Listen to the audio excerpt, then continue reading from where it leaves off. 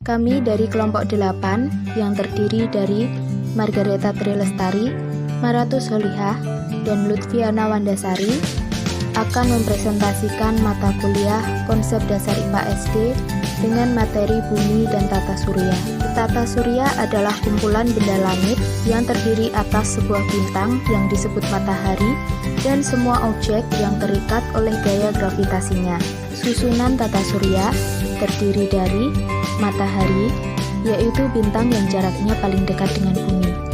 Planet, yaitu benda langit yang mengitari matahari yang berbentuk bulat dan merupakan satu-satunya objek dominan di orbitnya. Asteroid merupakan benda langit yang berukuran kecil yang bertebaran di langit. Satelit merupakan sebuah benda langit yang mengelilingi planet. Komet juga disebut sebagai bintang berekor. Meteorit merupakan benda-benda langit yang berukuran kecil dan berada di angkasa. Menurut Sidang Umum Perhimpunan Astronomi Internasional atau International Astronomical Union yang diselenggarakan di kota Praha, Ceko, pada tanggal 24 Agustus 2006 menghasilkan definisi baru tentang planet. Planet yaitu benda langit yang mengitari matahari yang berbentuk bulat dan merupakan satu-satunya objek dominan di orbitnya. Ciri-ciri planet menurut Perhimpunan Astronomi Internasional yaitu mengorbit ke matahari, berukuran cukup besar sehingga mampu mempertahankan bentuk bulat, mempunyai massa yang cukup bagi gaya gravitasinya, telah menyingkirkan objek-objek lain di sekitar orbitnya, tidak memiliki sumber cahaya, dan memiliki satelit. Planet pada tata surya dapat dibedakan menurut posisinya terhadap orbit bumi, sabuk asteroid, serta ukuran planet. Menurut posisinya terhadap orbit bumi, 1. Planet inferior, yaitu planet yang berada di antara orbit bumi dan matahari, seperti planet Merkurius dan Venus. 2. Planet superior, yaitu planet yang berada di luar orbit bumi, seperti planet Mars, Jupiter, Saturnus, Uranus, dan Neptunus. Menurut posisinya terhadap sabuk asteroid. 1. Planet dalam, yaitu planet yang terletak di sebelah dalam sabuk asteroid, seperti planet Merkurius, Venus, Bumi, dan Mars. 2. Planet luar, yaitu planet yang terletak di luar sabuk asteroid, seperti planet Jupiter, Saturnus, Uranus, dan Neptunus. Menurut ukurannya. 1. Planet raksasa atau planet Jovian, seperti planet Jupiter, Saturnus, Uranus, dan Neptunus.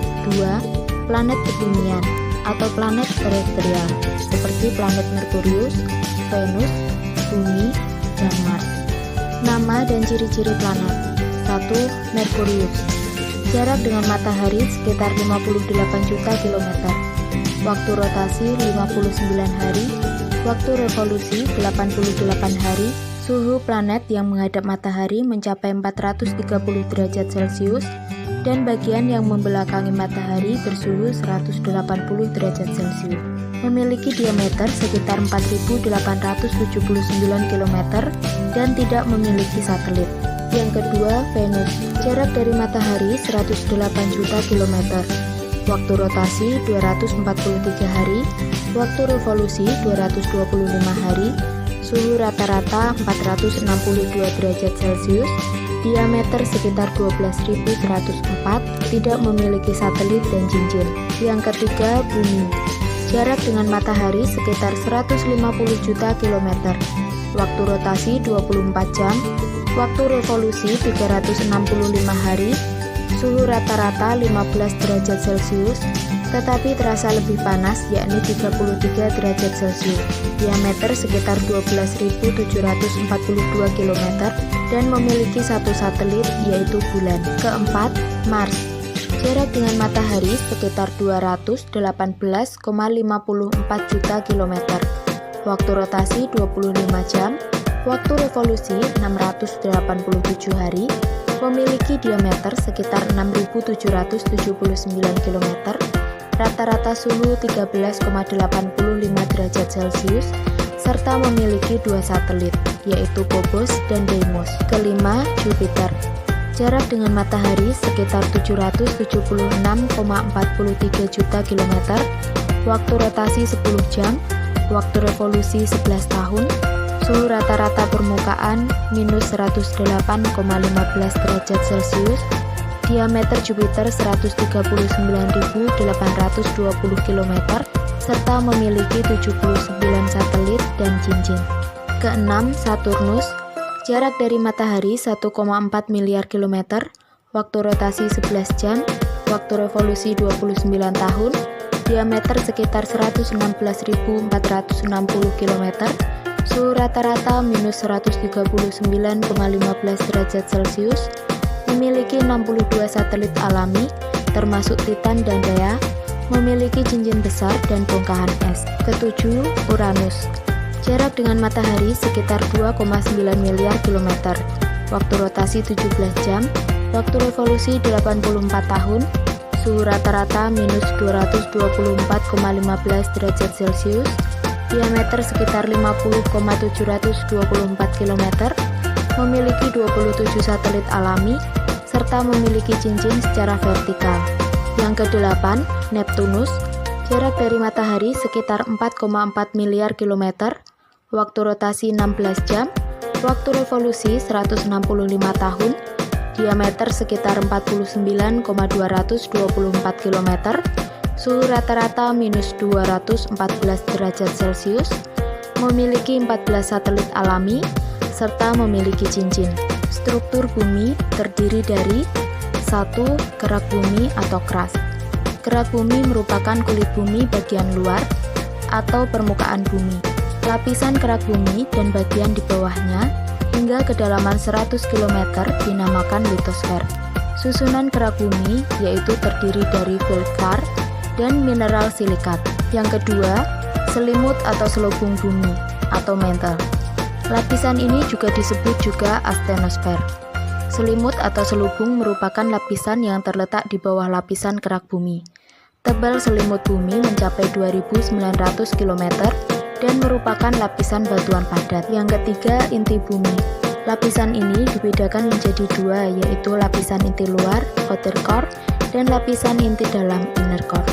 Lapisan inti luar tebalnya sekitar 2.000 km dan terdiri atas besi cair yang suhunya mencapai 2.200 derajat Celcius. Adapun inti bagian dalam merupakan pusat bumi berbentuk bola dengan diameter sekitar 2.700 km. Inti dalam ini terdiri dari nikel dan besi yang suhunya mencapai 4.500 derajat Celcius. Ciri-ciri bumi yaitu berwarna biru dan putih. Jarak bumi ke matahari adalah 149,6 juta kilometer. Satu-satunya planet yang terdapat kehidupan di dalamnya, memiliki diameter sebesar 12.742 km dan volume sebesar 1,8 kali 10 pangkat 12 km kubik. Sebagian besar permukaan dipenuhi oleh air dan sisanya berupa daratan yang membentuk pulau-pulau dan benua. Pada bagian kutub permukaan bumi diselimuti oleh lapisan es dan gunung-gunung es. Suhu pada permukaan bumi minimal -89 derajat Celcius, maksimal 57 derajat Celcius dan rata-rata 15 derajat Celcius.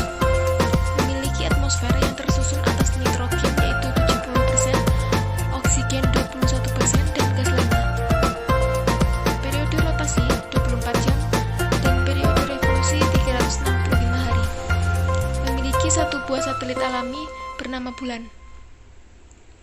Kedudukan bumi dalam tata surya. Bumi merupakan salah satu planet yang terdapat dalam tata surya. Bumi menempati urutan ketiga dalam tata surya setelah planet Merkurius dan Venus. Dan planet Bumi merupakan satu-satunya planet pada tata surya yang dihuni makhluk hidup terutama manusia, hewan, dan tumbuh-tumbuhan. Rotasi bumi.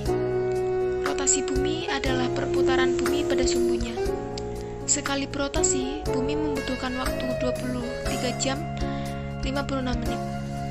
Berikut akibat rotasi bumi, yaitu terjadinya siang dan malam, adanya gerak semu matahari, terjadinya perubahan waktu, perbedaan dalam percepatan gravitasi, ubah arah angin, perubahan arah aliran laut, perbedaan ketebalan atmosfer, bentuk bumi menjadi sferoid, pergerakan bintang, revolusi dan rotasi bulan.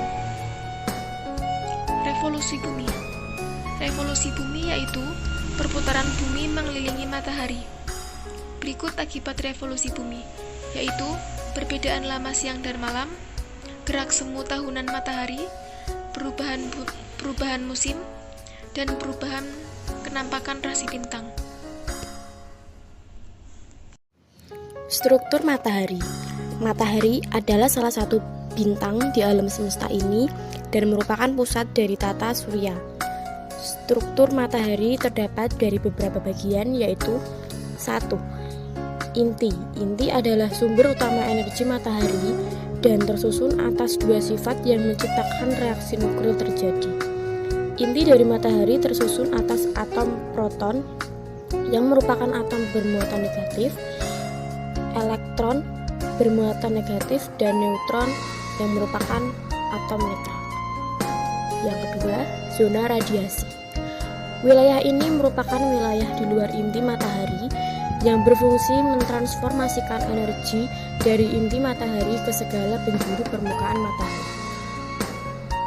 Yang ketiga, zona konveksi. Di zona ini, energi panas matahari akan ditransferkan lebih cepat dibandingkan di zona radiasi. Yang keempat, fotosfer. Lapisan ini merupakan permukaan matahari yang dapat kita lihat dengan bantuan teleskop atau filter matahari. Suhu fotosfer sekitar 5.800 derajat Kelvin. Sebagian besar cahaya matahari yang diterima bumi adalah energi yang dihasilkan dari fotosfer. Yang kelima, sunspot atau bintik matahari. Bintik matahari merupakan daerah yang suhunya lebih rendah dari fotosfer, yaitu 2.800 derajat Kelvin. Yang keenam, kromosfer. Kromosfer berada di atas lapisan fotosfer dengan ketebalan 2000 meter. Dalam kromosfer, energi terus disebarkan dengan radiasi atau warna yang dipancarkan cenderung kemerahan. Yang ketujuh, zona transisi. Zona transisi memiliki ketebalan hanya sekitar 100 km dengan suhu yang cenderung naik drastis hingga mencapai 2 juta derajat Kelvin.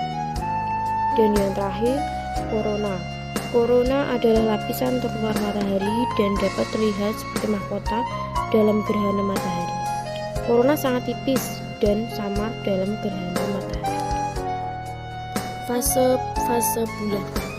Fase bulan merupakan perubahan bentuk bulan jika dilihat dari bumi. Perubahan ini bisa terjadi karena di luar angkasa, bulan selalu berputar mengelilingi bumi. Hal ini dinamakan sebagai revolusi bulan. Adapun beberapa fase-fase bulan yang terdiri dari 1. Fase new moon adalah fase di mana bulan menjadi konjungsi antara matahari dan bumi. Maksudnya, bulan menjadi jembatan yang berada di tengah-tengah matahari dan bumi. Yang kedua, fase waxing crescent atau hilang awal bulan atau bulan sabit awal. Setelah mengalami fase new moon, bulan bergerak meninggalkan konjungsi atau titik tengah antara matahari dan bumi. Selama fase ini, bagian bulan yang terkena cahaya matahari hanya kurang dari setengah. Dan yang ketiga, fase first quarter atau paruh awal. Bulan terus bergerak dan kini berada di seperempat lingkaran dari posisi awal.